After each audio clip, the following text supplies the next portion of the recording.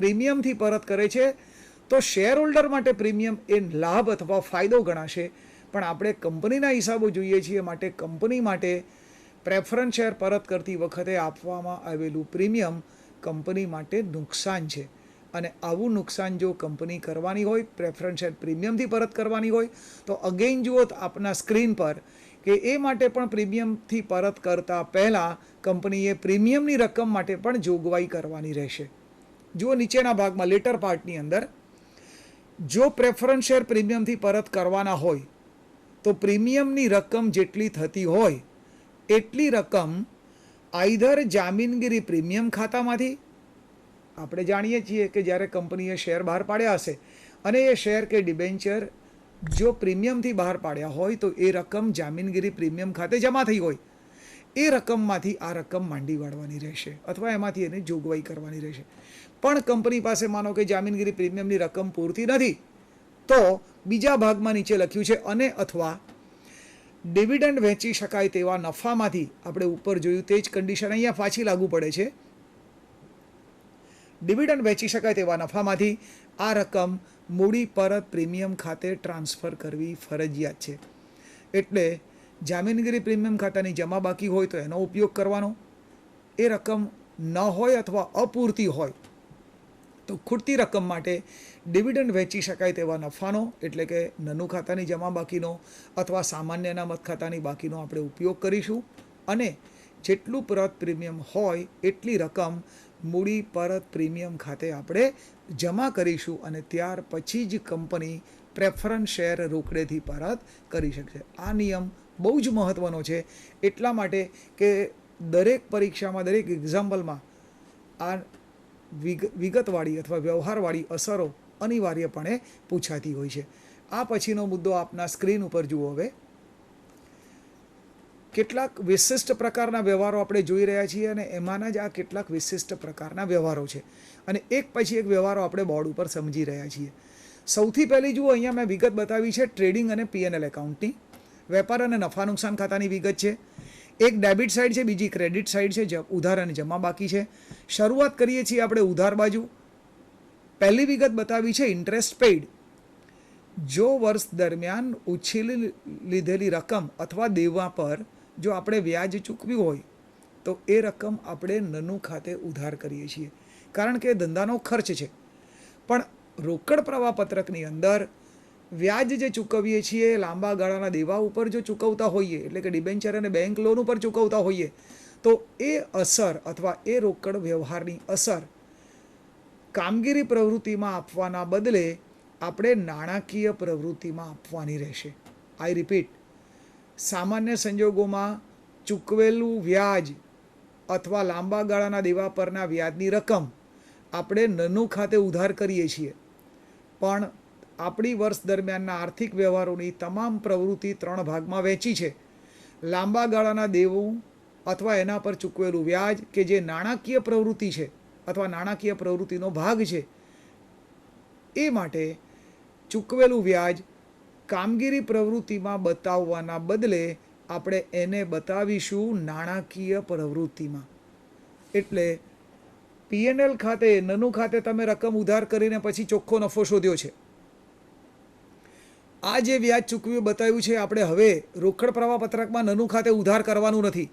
જો આ રકમ નનું ખાતે આપણે ઉધાર કરીએ નહીં તો આપણે જે નફો આપણે બતાવ્યો છે P&Lના અંતે જે શોધ્યો છે એની અંદર એ ખર્ચ આપણે ધ્યાનમાં લેવાના નથી, તો એટલી રકમથી આપણો નફો વધશે અથવા રોકડમાં પ્રાપ્ત થયેલો કામગીરી પ્રવૃત્તિનો નફો વધશે. એટલે એક અસર થશે વ્યાજની કે આપણો કામગીરી પ્રવૃત્તિનો નફો વધશે, પણ સાથે એ જે વ્યાજ ચૂકવ્યું છે એ નાણાકીય પ્રવૃત્તિનું પરિણામ છે, માટે નાણાકીય પ્રવૃત્તિની અંદર રોકડની ચૂકવણી તરીકે દર્શાવાશે. એટલે આ રેક્ટિફિકેશન એન્ટ્રી ગણવામાં આવશે. એવી જ સામે એની એક્ઝેક્ટલી સામે મેં બીજી માહિતી આપી છે જેની અંદર લખ્યું છે interest, dividend or rent received. આપણે એને કહીએ છીએ બિન ધંધાકીય પ્રવૃત્તિમાંથી મળેલી આવક. It may be the interest, may be dividend or may be rent. પણ અગેન આપણને જે આ વ્યાજ, ડિવિડન્ડ કે ભાડાની આવક મળે છે એ આપણે ફાજલ નાણાંનું ધંધાની બહાર રોકાણ કર્યું હોય, પછી એ કોઈ કંપનીના શેરમાં રોકાણ કર્યું હોય તો આપણને ડિવિડન્ડની આવક મળે. કોઈ કંપનીના ડિબેન્ચરમાં, સરકારી જામીનગીરીમાં અથવા બેંકમાં બાંધી મુદતની થાપણમાં રોકાણ કર્યું હોય તો આપણને વ્યાજની આવક મળે. અથવા આપણે કોઈ ભાડે આપી શકાય તેવી કાયમી મિલકતમાં, માનો કે મકાનની અંદર રોકાણ કર્યું છે અને એ મકાન આપણે બીજા કોઈને ભાડે આપ્યું છે તો આપણને ભાડાની આવક મળે. એમ આ આવક મેળવવાના 3 સ્ત્રોત એ કાયમી મિલકતમાંનું આપણું રોકાણ છે. એટલે આ જે 3 આવકો આપણને મળે છે એ ધંધાની મુખ્ય કે કામગીરી પ્રવૃત્તિમાંથી ઉદ્ભવતી નથી. આ જે આવક મળે છે એ આપણને કાયમી મિલકતોમાંના રોકાણના પરિણામ સ્વરૂપે મળે છે. એટલે અગેન અહીંયા આપણે રેક્ટિફિકેશન એન્ટ્રી કરીશું. આપણે નનું ખાતે જે રકમ આવક તરીકે જમા બતાવી છે એ હવે આપણે નનું ખાતે કામગીરી પ્રવૃત્તિમાં બતાવીશું નહીં. આમ કરવાના કારણે નફા નુકસાન ખાતાની આપણી એટલી આવક ઘટશે અને આવક ઘટશે તો આપણો નફો ઘટશે. એટલે એક અસર બતાવીશું, કામગીરી પ્રવૃત્તિમાંથી એટલી રકમ આપણી નફામાંથી ઘટશે. બીજી અસર થશે કે આ જે આવક છે એ આપણને રોકડમાં મળી હશે, જે કાયમી મિલકતોના રોકાણ સાથે સંકળાયેલો વ્યવહાર છે. તો આ મળેલી આવક આપણે રોકાણ પ્રવૃત્તિમાં રોકડની પ્રાપ્તિ તરીકે પ્લસ સાઇન સાથે દર્શાવીશું. એટલે again this will be the rectification entry. એ જ રીતે ફરી પાછા આવો ડેબિટ સાઇડ ઉપર અને એક વિગત બતાવી છે ડેપ્રિસિએશન અથવા ઘસારો. અગેન ઘસારો આપણે સૌ જાણીએ છીએ તેમ ઘસારો કાયમી મિલકતો ઉપર ગણાય છે. એટલે બહુ સ્પષ્ટ છે કે ઘસારો એ રોકાણ પ્રવૃત્તિ સાથે સંકળાયેલો વ્યવહાર છે.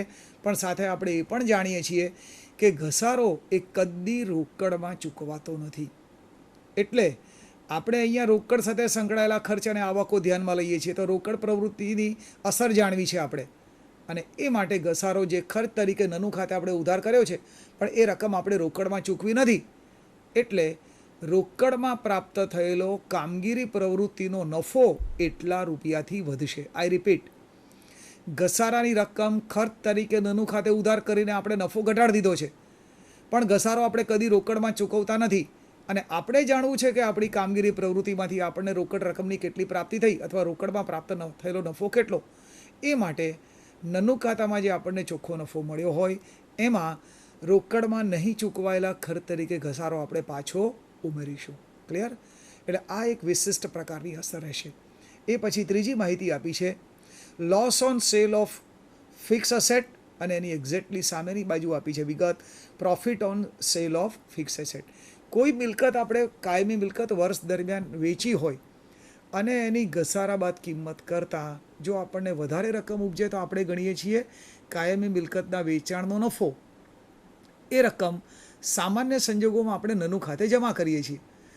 અગર એ મિલકત વેચતી વખતે વેચાણ તારીખની ઘસારા બાદ કિંમત કરતાં ઓછો અવેજ પ્રાપ્ત થાય, ઓછી વેચાણ કિંમત ઉપજે તો આપણે ગણીએ છીએ એને કાયમી મિલકતના વેચાણની ખોટ. અગેન એ રકમ આપણે નનું ખાતે ઉધાર કરીએ છીએ.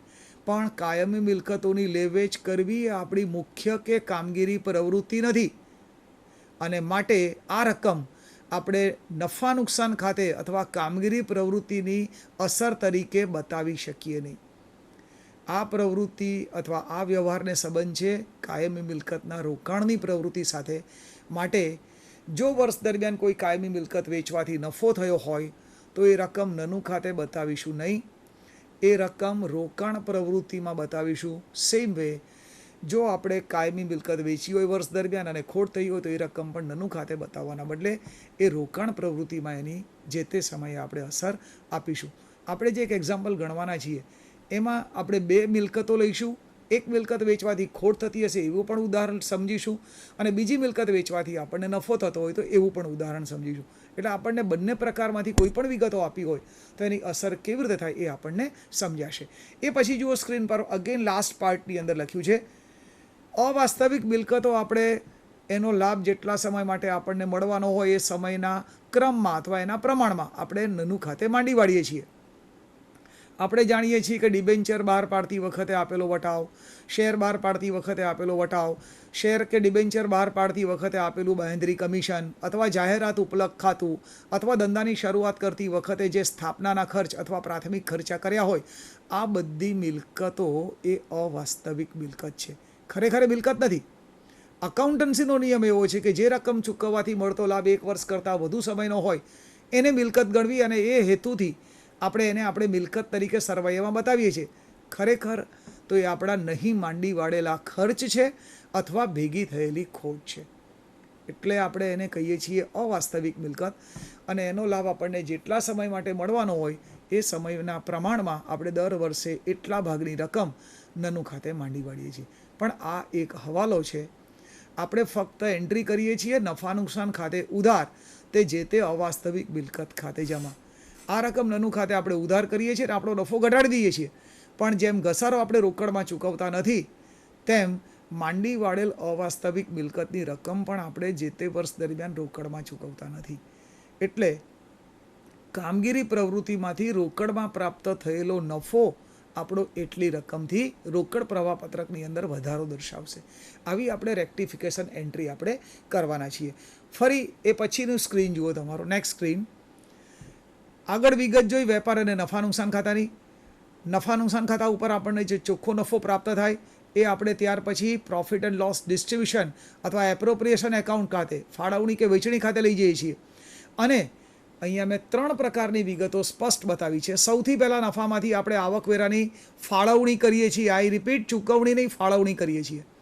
ચૂકવણી તો વર્ષ દરમિયાન, વર્ષ ચાલુ હોય એ સમયગાળા દરમિયાન જ એડવાન્સ પેમેન્ટ કરવામાં આવે છે ઇન્કમટેક્સનું. એટલે આ ફક્ત પ્રોવિઝન છે. બીજી વિગત છે, જ્યારે પ્રોવિઝન કરીએ ત્યારે આપણે ખાલી બુક એન્ટ્રી કરીએ છીએ, ચોપડા નોંધ કરીએ છીએ. આવકવેરાની રકમ તો વર્ષ દરમિયાન ચૂકવાઈ ગઈ હોય છે. એટલે ફાળવણી અને ચૂકવણી એ 2 બાબતો જુદી છે. બીજો વ્યવહાર છે, જુઓ તમારા સ્ક્રીન પર. નફામાંથી કેટલીક રકમ અનામત ખાતે અને કેટલીક રકમ જોગવાઈ ખાતે આપણે ફાળવીએ છીએ. અગેઇન આ હવાલા છે, આ ખાલી બુક એન્ટ્રી છે, ચોપડાની નોંધ છે. એટલી રકમથી આપણે નફો ઘટાડીએ છીએ, પરંતુ એ રકમ આપણે રોકડમાં ચૂકવતા નથી. અને ત્રીજો ભાગ છે, આ રીતે વહેંચણી કર્યા પછી જે નફો વધે એમાંથી માલિકોને ડિવિડન્ડ વહેંચીએ. ઇક્વિટી શેરહોલ્ડરોની સરખામણીમાં પ્રેફરન્સ શેરહોલ્ડરનો ડિવિડન્ડ મેળવવાનો અગ્ર અધિકાર છે, માટે પહેલાં પ્રેફરન્સ ડિવિડન્ડ ચૂકવીએ અને પછી ઇક્વિટી ડિવિડન્ડ ચૂકવીએ. એટલે નફામાંથી આ રીતે આપણે રકમ પહેલાં ફાળવીએ છીએ અને પછી એની ચૂકવણી કરીએ છીએ. આવકવેરાની ફાળવણી અને આવકવેરાની ચૂકવણી એ 2 રકમ જુદી હોય. બીજું, નફામાંથી અનામત ખાતે અને જોગવાઈ ખાતે નફો ફાળવીએ એટલે નફો ઘટાડી દઈએ છીએ, પણ એ ખાલી બુક એન્ટ્રી છે. કદી આપણે એ રકમ રોકડમાં ચૂકવતા નથી. એટલે રોકડમાં પ્રાપ્ત થયેલો કામગીરી પ્રવૃત્તિનો નફો આપણો એટલી રકમથી વધવાનો છે. સેમ વે ત્રીજો ભાગ, નફામાંથી છેલ્લે માલિકોને ડિવિડન્ડ તરીકે વહેંચણી કરીએ છીએ. આ જે રકમ આપણે નનું ફાળવણી ખાતે બતાવીએ છીએ એ વહેંચણી છે. ત્યાર પછી કાયદાકીય જોગવાઈઓનું પાલન કરવામાં આવે. શેર હોલ્ડરોને એમના ડિવિડન્ડની રકમ ચેકથી મોકલી આપવામાં આવે. ક્યારેક એવું બને છે કે જ્યારે ચેક શેર હોલ્ડરોને પોસ્ટ કરવામાં આવે ત્યારે કોઈક કારણથી શેર હોલ્ડરોને એ ચેક અથવા ડિવિડન્ડની રકમ મળે નહીં. રકમ મળે તો કાયદાકીય માલિકીપણાની ગૂંચ હોય, તો સાચા માલિક કોના એનું લિટિગેશન ચાલતું હોય, તો આ ચેક, ડિવિડન્ડના ચેક શેર હોલ્ડરને અથવા માલિકને મળ્યા પછી પણ કાયદાનો અથવા ચુકાદો ન આવે કોર્ટનો, ત્યાં સુધી એ રકમ બેંકમાં ડિપોઝિટ કરી શકાતી નથી. અથવા ચેક ગેરવલ્લે જાય, ફાટી જાય અથવા ભીંજાઈ જાય કે જે એને ડિપોઝિટ કરી શકાય એવી સ્થિતિમાં ન રહે. આવા સંજોગોની અંદર જેટલું ડિવિડન્ડ ફાળવ્યું હોય એટલું પૂરેપૂરું ડિવિડન્ડ શેર હોલ્ડરોને કંપની ચૂકવી દે એવું ક્યારેક શક્ય બનતું નથી. તો ફાળવણી એ જુદી વિગત છે અને એમાંથી કેટલી રકમ ખરેખર ચૂકવાઈ ગઈ છે એ રકમ જુદી છે. એટલે આ બંને વિગતોની અસર આપણે આપીશું.